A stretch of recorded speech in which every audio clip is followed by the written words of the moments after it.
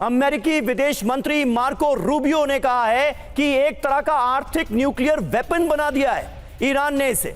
Hormuz पर पाबंदी आर्थिक न्यूक्लियर हथियार के तरह है। परमाणु फाइल ही पूरे विवाद की जड़ है, यह कहा है मार्को रूबियो ने। वहीं अमेरिकी विदेश मंत्री मार्को रूबियो का एक और बयान कि स्ट्रेट ऑफ हॉर्मुज को नहीं खोलेंगे और ईरान के प्रस्ताव को भी खारिज कर दिया है। हॉर्मुज बंद होने से ईरान में आर्थिक संकट है। तो मार्को रूबियो को आपने सुना। सिचुएशन रूम में हाई लेवल मीटिंग। क्या डोनाल्ड ट्रंप परेशान है? ऐसा हम क्यों कह रहे हैं? पहली वजह, दूसरे दौर की वार्ता से ईरान ने साफ इनकार कर दिया है। दूसरी वजह, हॉर्मुज स्ट्रेट पर ईरान का अभी भी नियंत्रण है। तीसरी वजह, ईरान ने बाब अल मंदेब बंद करने की धमकी दी है वाया हूती। चौथी वजह, मुज्तबा खामनेई ने भी नई जंग की चुनौती दी है। पांचवी वजह, ट्रंप ईरान के साथ जंग में बिल्कुल अकेले पड़ गए। छठी वजह, नेटो के बाद अरब देश भी अब इस जंग को आगे बढ़ाना नहीं चाहते। सातवीं वजह, चीन और रूस जैसे ताकतवर देश अब खुलकर ईरान की मदद कर रहे हैं, उसके रुख का समर्थन कर रहे हैं। आठवीं वजह, ईरान की मिसाइल क्षमता में कोई कमी नहीं आई है। नौवीं वजह, लेबनान में युद्ध विराम पर नेतन्याहू मान नहीं रहे।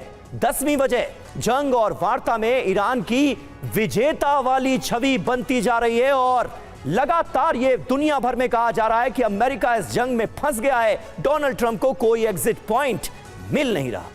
और इस बीच बड़ी खबर है ईरान जंग के बीच अमेरिका की ड्रोन शक्ति को लेकर। जहां MQ-25A स्विंगरे ड्रोन का शक्ति प्रदर्शन हुआ है। हवा में ईंधन भरने में सक्षम है ये टैंकर ड्रोन और बिना पायलट और टेक ऑफ लैंडिंग करने में भी ये सक्षम है। बता दें 2027 तक हमले की क्षमता भी दुगनी हो जाएगी।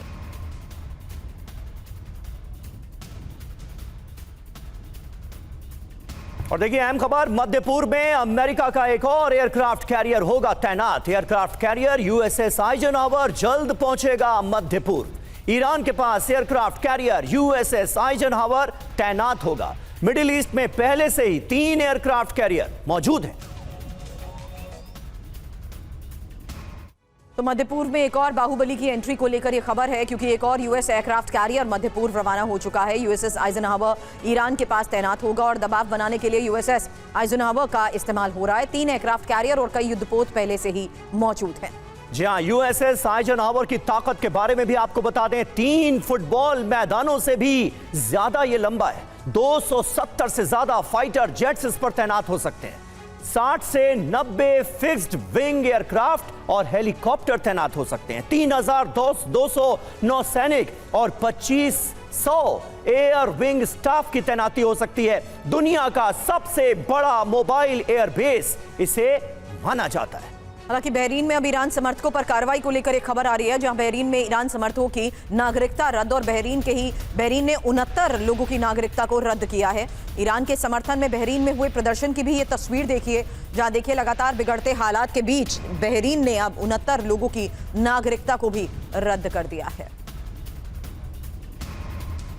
और वहीं अमेरिका की ईरान पर दबाव बनाने की कोशिश सामने आई है। इजराइल में उतरे 12 KC-135 air refuelling tankers. Israel के इलाट हवाई अड्डे पर KC-135 की कुछ इस अंदाज में हुई लैंडिंग।